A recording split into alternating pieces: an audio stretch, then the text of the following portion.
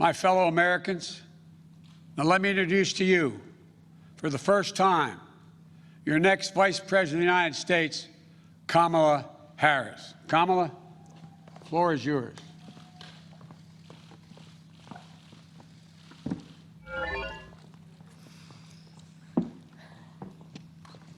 What do you want? Here you go. Thank you, Joe. Thank you. Thank you, Joe.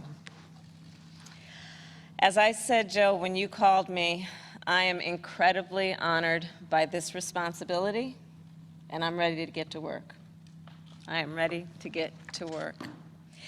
After the most competitive primary in history, the country received a resounding message that Joe was the person to lead us forward.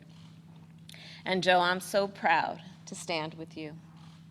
And I do so mindful of all the heroic and ambitious women before me, whose sacrifice, determination, and resilience makes my presence here today even possible. This is a moment of real consequence for America. Everything we care about, our economy, our health, our children, the kind of country we live in, it's all on the line.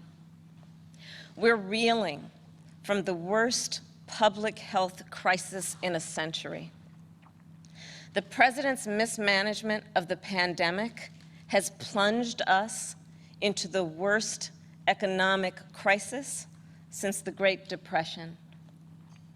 And we're experiencing a moral reckoning with racism and systemic injustice that has brought a new coalition of conscience to the streets of our country, demanding change. America is crying out for leadership.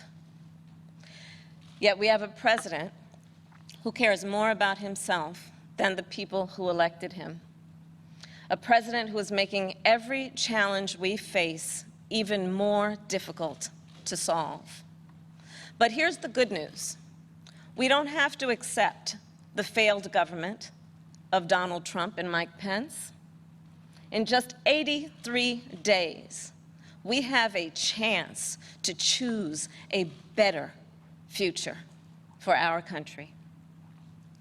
So, Joe, Dr. Biden, thank you for the trust you've placed in me. And let me tell you, as somebody who has presented my fair share of arguments in court, the case against Donald Trump and Mike Pence is open and shut. Just look where they've gotten us. More than 16 million out of work. Millions of kids who cannot go back to school. A crisis of poverty, of homelessness, afflicting Black, brown, and indigenous people the most.